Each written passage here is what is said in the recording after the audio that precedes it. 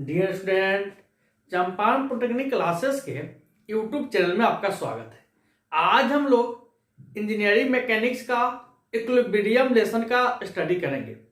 आज हम लोग इक्विलिब्रियम का पूरा कंसेप्ट के साथ कुछ न्यूमेरिकल टॉपिक को भी देखेंगे और आज के क्लास करने के बाद आपका इक्विलिब्रियम चैप्टर पूरा कंप्लीट हो जाएगा। एसबीटी के अंदर एक भी क्वेश्चन आपसे छूटने वाला नहीं है। केवल आज 35 से 40 मिनट मेरे साथ रहिए और ये क्लास करने के बाद आपका बोले ना कि एसबीटी का कोई भी क्वेश्चन आपसे बाकी नहीं रहेगा। तो चलिए हम लोग लेट नहीं करते हैं और स्टार्ट करते हैं। मेरा टॉपिक होगा आज इक्विलिब्रियम। समझते हैं इक्विलिब्रियम का मतलब क्या होता है? संतुलन। यानी संतुलन में कब होगा? जब किसी वस्तु के ऊपर लगने वाले बहुत सारे फोर्सेस होंगे। अगर सभी फोर्सेस का सम यानी जोगफल अगर जीरो आ रहा है, रिजल्टेंट जीरो आ रहा है, तभी बॉडी कहीं पे मूव नहीं करेगा और उस कंडीशन को क्या बोलेंगे? इक्विलिब्रियम बोलेंगे। तो सिंपल कंडीशन होते हैं इक्विलिब्रियम के कि अगर किसी बॉडी पर लगने वाले सारे फोर्सों का जोगफल जो रिजल्टेंट आना चाहिए अगर वह जीरो आ रहा है तो बॉडी क्या चीज में कहलाता है? इक्विलिब्रियम के अंदर। क्या चीज में कहलाते हैं बाबू? इक्विलिब्रियम में। अब हम लोग इक्विलिब्रियम के अंदर हमको जो टॉपिक पढ़ने हैं ना, सबसे पहले एक बेसिक टॉपिक है लामिस थ्योरम। कौन सा थ्योरम है? लामिस थ्योरम। समझते हैं क्या बोले थे लामिस थ्योरम? उसके बाद हम लोग बीम पढ़ेंगे, लोड पढ़ेंगे और simply supported beam, over hanging beam के ऊपर लगने वाले लोड के कारण रिएक्शन निकालना भी सीखेंगे। तो चलिए इक्विलिब्रियम समझ गए क्या होते हैं कि जब किसी बॉडी पर लगने वाले सारे फोर्स का जोगफल जीरो होता है यानी बॉडी में कोई मूवमेंट नहीं होता है तो बॉडी को हम लोग क्या चीज में बोलते हैं? बॉडी इक्विलिब्रियम में है यानी संतुलन में। सिंपल। लामिस थ्योरम क्या बोला था? सबसे पहला टॉपिक स्टार्ट करते हैं। लामिस थ्योरम समझिए। लामिस थ्योरम में बोला कि अगर किसी बॉडी के ऊपर मान लेते कोई बॉडी है, तीन फोर्सेस लग रहे हैं। कितने फोर्स लगना चाहिए? तीन फोर्सेस। एक फोर्स, दो फोर्स, तीन फोर्स। कहीं से लगा दो तीन फोर्स या इधर में लगा दो। तो लामिस थ्योरम बोले कि अगर किसी वस्तु के ऊपर तीन फोर्सेस लग रहे हैं, कंडीशन है कि तीनों फोर्स का डायरेक्शन एक होना चाहिए। यानी तीनों फोर्स इनवर्ड होना चाहिए यानी तो तीनों फोर्स क्या होना चाहिए? आउटवर्ड होना चाहिए। कोप्लेनर होना चाहिए, एक प्लेन में होना चाहिए। कोलिनियर नहीं होना चाहिए यानी नॉन कोलिनियर होना चाहिए। यानी नॉन कोलिनियर कहने का मतलब जिसका डायरेक्शन एक से अलग अलग डायरेक्शन होना चाहिए। ऐसा दिमाग में नहीं आना चाहिए कि एक ही लाइन में हो, ऐसा कभी नहीं होना चाहिए। तो बोले क्या बोले लामिस थ्योरम कि अगर three coplanar concurrent non collinear forces किसी पॉइंट पे लग रहे हैं F1, F2, F3, तब प्रत्येक फोर्स का जो मैग्नीट्यूड होगा यानी F1 जो होगा, बाकी जो दो फोर्सेस है ना इसके बीच के एंगल के साइन के साथ क्या होंगे? समानुपाती होंगे यानी डायरेक्टली प्रोपोर्शनल होंगे। सिंपली समझते हैं क्या बोले। पहले लिखते हैं स्टेटमेंट फिर हम समझते हैं। तो बोले क्या? लामिस theorem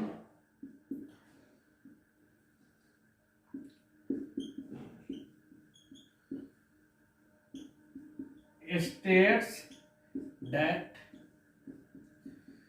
if three coplanar concurrent non-collinear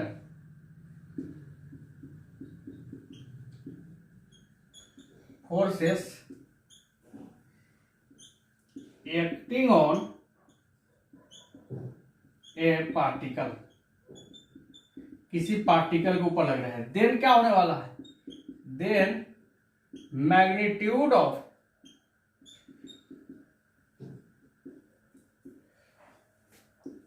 each forces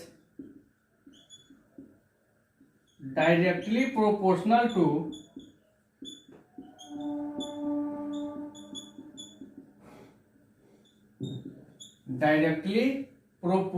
to sine of angle between two forces, between two other forces. Simple statement. Lami's theorem क्या बोले कि इफ थ्री कोप्लेनर यानी तीन फोर्सेस लगना चाहिए, लेकिन प्लेन क्या होना चाहिए, एक ही होना चाहिए। तीन कोप्लेनर कंकरेंट यानी एक ही पॉइंट पर लगने वाले फोर्स, नॉन कोलिनियर एक लाइन में नहीं होना चाहिए। अगर किसी पॉइंट पे लग रहा है, किसी पार्टिकल पे लग रहा है, तो प्रत्येक जो फोर्स का मैग्नीट्यूड होगा, अदर जो दो फोर्स फंस जाएंगे उसके बीच के एंगल के क्या होंगे, साइन के समानुपाती होंगे। यानी दूसरे वर्ड में बोल सकते हैं मैथमेटिकली क्या लिख सकते हैं हम डायग्राम बनाएंगे, उसके बाद लिखते हैं क्या लिख सकते हैं।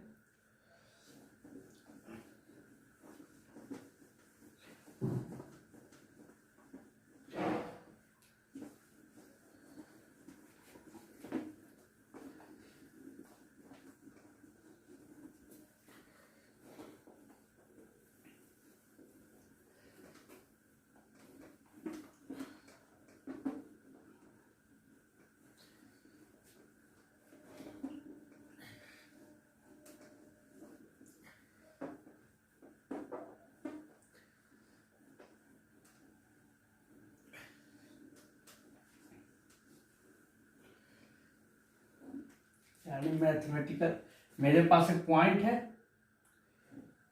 एक फोर्स, दो फोर्स, तीन फोर्स, एक फोर्स इधर लग रहा है, एक फोर्स इधर और एक फोर्स यहाँ पर। इसको F1 मान ले, इसको F2 मान ले और इसको F3 मान ले। F1 है, इसके सामने के कोण को थोड़ा देर के लिए हम लोग अल्फा मान लेते हैं। F2 के सामने के कोण को बीटा मान लेते हैं और F3 के सामने के कोण को क्या मानते हैं, गामा मान लेते हैं। तो लामिस थ्योरम मैथमेटिकली क्या बोलती है,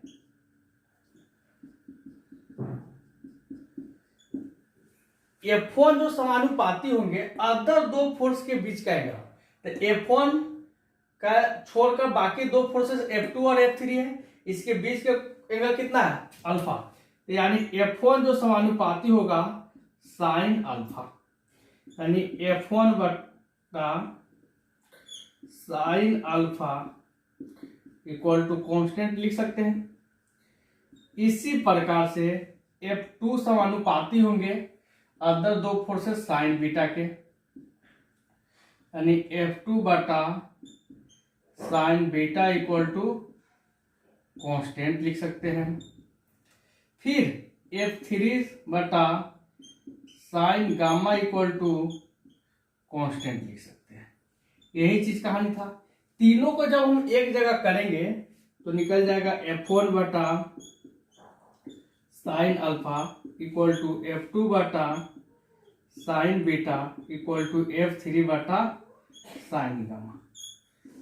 यानी यह था कहानी लामिस थ्योरम का। यानी इस थ्योरी का यूज करके अगर आपको कोई एक फोर्स मालूम होगा और तीनों एंगल आपको मालूम चल जाए, आराम से हम एंगल निकाल सकते हैं। आराम से अब एंगल निकालोगे तो कोई भी फोर्स हम कैलकुलेट कर सकते हैं। यानी आपको अगर एक फोर्स दिया है, तीनों एंगल दिया है, तो दो फोर्स निकाल लो, या अगर फोर्स दिया है एंगल पूछता है तो उसको भी निकाल सकते हो। तो यानी ये था मेरा लामिस थ्योरम का कहानी। एक बेसिक सा न्यूमेरिकल हम लोग करेंगे इस पे और हम लोग आगे चलेंगे। तो चलिए देखते हैं कि न्यूमेरिकल क्या है।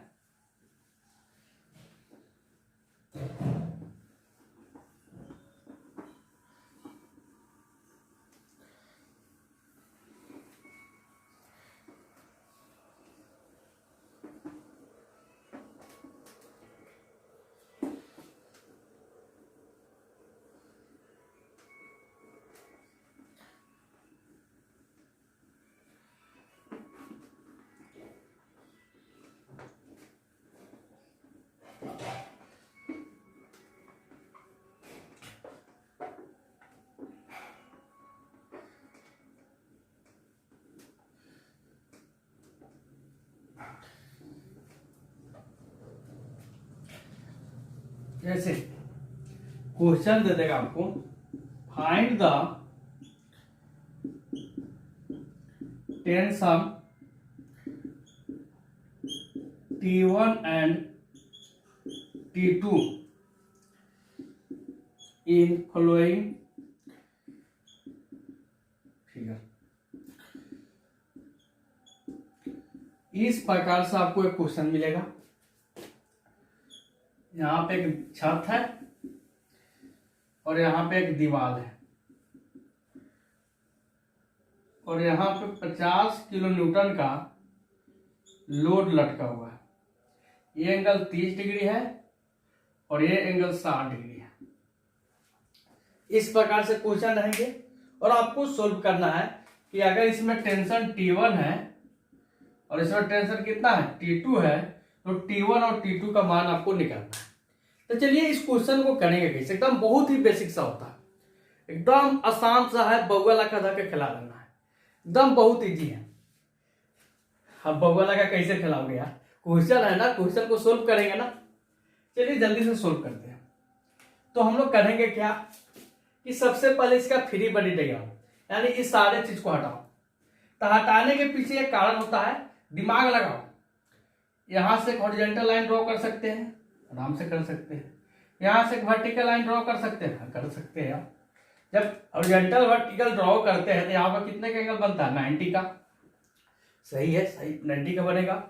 तो त्रिभुज का तीनों कोण का योग 180 होता है। ये 90 है, ये 30 है, कॉमन लगाओ।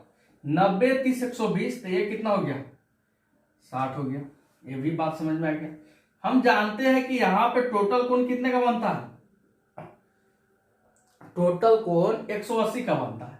180 में ये 60 है, तो इधर वाला कितना होगा 120 होगा। ये चीज दिमाग लग रहा है ना, ये चीज दिमाग लग रहा है ना। या दूसरी का तरीका सीखो, इसको बढ़ाओ और यहां से एक वर्टिकल लाइन ड्रॉ कर दो, यह भी अच्छा है। ये 60, ये 90, ये कितना 90, तो ये कितना बच जाएगा 60 90 150, तो ये कितना हो जाएगा 30। और ये टोटल 90 था, तो ये 30 है, तो ये कितना हो जाएगा 60 हो जाएगा। ये भी बात समझ में आ गई।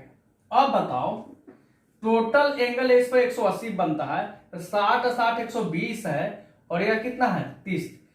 ये भी ले सकते हो, या इधर में यह 60 है तो ये वाला कितना हो जाएगा 30 हो जाएगा। अब दिमाग लगा दिया।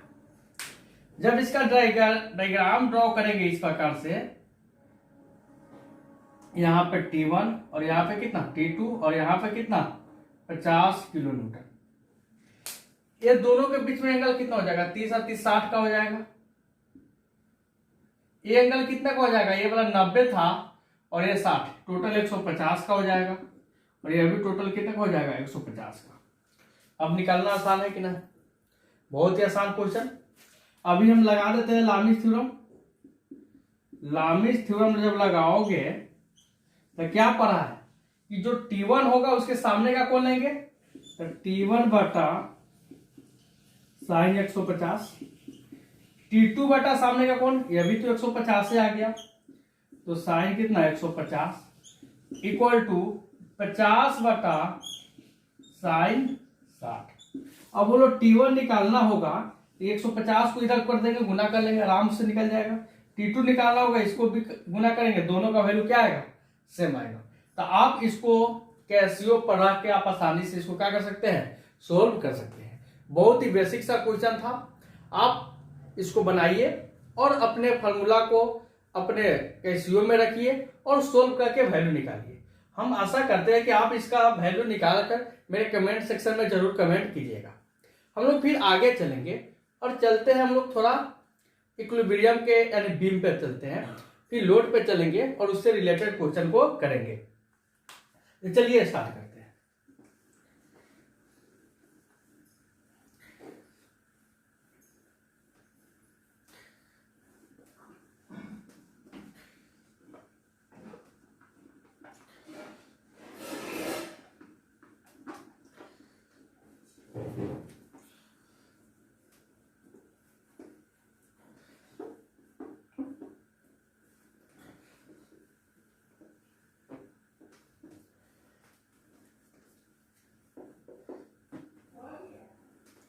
ये हम लोग स्टार्ट किए और अब जानते हैं बीम क्या होता है। क्या जानेंगे? बीम। बीम गांव में बहुत बार सुने होइएगा। कोई भी जो हॉरिजॉन्टल स्ट्रक्चर होता है ना, हॉरिजॉन्टल का मतलब घर में भी आप देखते होइएगा छत के नीचे बहुत बड़ा स्ट्रक्चर लगा होता है। आप खींचते हुए आप जिस बेंच पे बैठते हो क्लासरूम में, वो भी एक प्रकार का क्या है? बीम है। तो कोई भी हॉरिजॉन्टल स्ट्रक्चर मेंबर जो एक्सटर्नल लोड को क्या करता है? कैरी करता है, रोकता है, थमता है, उसको बोलते हैं बाबू बीम। क्या बोलते हैं? बीम। तो क्या बोला? Any horizontal structure member which carry external load is called क्या? बीम। सिंपल डिफिनीशन आपसे पूछे तो लिख सकते हैं any horizontal structural member which carry external load or weight is called beam।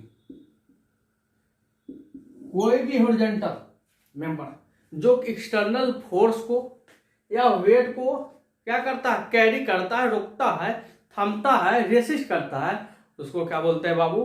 Beam बोलते हैं। बात समझ में आ रहा है ना?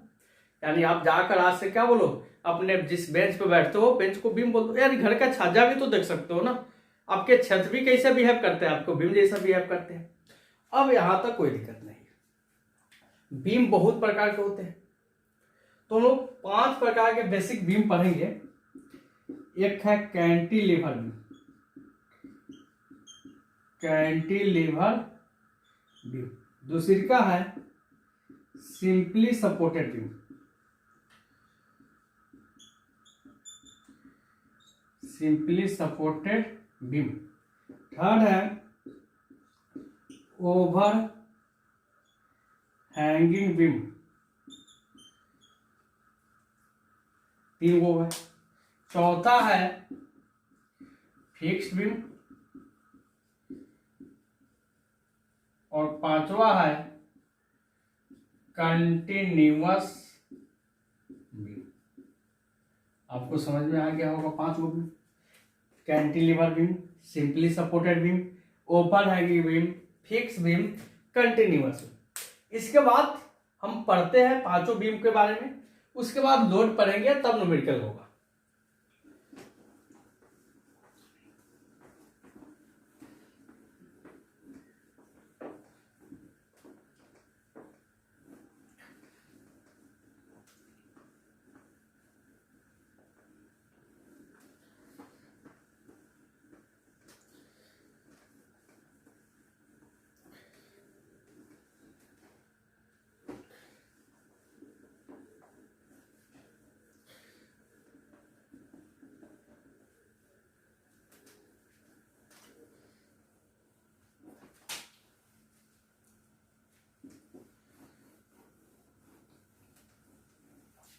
चलिए जानते हैं बारी बारी से एक एक करके 5 बीम के बारे में। पहला कैंटिलीवर बीम, सिंपल समझिए। एक ऐसा बीम जिसका एक एंड क्या है? फिक्स है और एक एंड फ्री है, इसको बोलेंगे कैंटिलीवर बीम। कहां देखने को मिलेगा? घर के छाजा। इसको समझिए क्या बोलते हैं? Cantilever beam. यानी एक ऐसा बीम जिसका एक एंड फिक्स है, एक एंड फ्री है, को क्या बोलेंगे हम लोग? Cantilever beam. सिंपल डिफिनेशन है ना, a beam which one end fix and other end free is called क्या? Cantilever beam. समझते हैं, डिफिनेशन इजी है, आप लिख लीजिएगा, समझा देंगे। दूसरी का सिंपली सपोर्टेड, एक ऐसा बीम जिसके दोनों एंड पे सिंपल सपोर्ट लगाओ, केवल नीचे से सपोर्ट कर रहा है, ऐसे मारेंगे गिर जाएगा, केवल नीचे से क्या कर रहा है? सपोर्ट दिया, एकदम सिंपल सा शांत सा, इसको क्या बोलेंगे? Simply supported.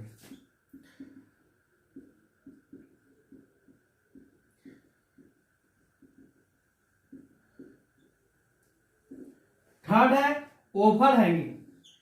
ओवर हैंग कहना नहीं कहता, अरे यार कितना ओवर हैंग हो गया है, कितना खा लिए हैं। यानी एक ऐसा बीम जो अपने सपोर्ट से बाहर की तरफ लटका हो, छत आपके दीवार से बाहर की तरफ ही, वही तो मार कर आता है गांव में। तरीका तरीका बढ़ाने के लिए लोग पानी गिराने के लिए माथा फोड़वा देता है। तो किसके एग्जाम्पल है? Over hang. घर का छाजा कैंटिलीवर, घर का छत ओवर हैंगिंग बीम। ये चीज समझ में आ गया। चौथा फिक्स बीम, एक ऐसा बीम जिसके दोनों एंड एकदम रिजिडली क्या हो? फिक्स हो, कंप्लीटली रूप से क्या होंगे? एकदम फिक्स होंगे, उसको बोलेंगे फिक्स बीम। यानी इधर उधर कुछ नहीं डोलने देगा। ये समझ गए। और एक होता है कंटिन्यूअस बीम, एक ऐसा बीम जिसके पास दो से अधिक सिंपल सपोर्ट हो, लगातार। पुल, घर का गांव का पुल, गांधी सेतु का पुल, ये सारे क्या है? कंटिन्यूअस बीम के एग्जाम्पल है। यहां पर लिखेंगे क्या? Continuous beam. ये वीडियो बहुत बड़ा होते जा रहा है, हम लोग इसका जो न्यूमेरिकल पार्ट होगा ना, लोड, और ये चीज निकालेंगे अगले वीडियो में कि अगर यहाँ पे बहुत सारे लोड लग रहे हैं तो इस पर कितना रिएक्शन होगा, इस पर कितना फोर्स लगेंगे, इस पर कितना होगा। अगर यहाँ पे 10 लगा, यहाँ पे 20 लगा, यहाँ पे 30, यहाँ पे 40, तो इस पर कितना लोड लगेगा, इस पैर पर कितना लोड लगेगा। ये सारे जो न्यूमेरिकल करने हैं और जो एसवीटी में पूछे जाते हैं, तो अगले क्लास में कर लेंगे, क्योंकि ये वीडियो बहुत लंबा होते जा रहा है। जस्ट कल हम लोग एक वीडियो डालेंगे जिसमें हम पूरे के पूरे क्या करेंगे? सपोर्ट रिएक्शन निकालने का क्वेश्चन करेंगे। चलिए, आई होप आपको ये वीडियो अच्छा लगा होगा। मिलते हैं फिर हम लोग नेक्स्ट क्लास में। मेरे चैनल्स को सब्सक्राइब नहीं किए हैं तो कर लीजिए, ताकि इस प्रकार के वीडियो आपको जल्द से जल्द नोटिफिकेशन के साथ आपके पास उपलब्ध रहे।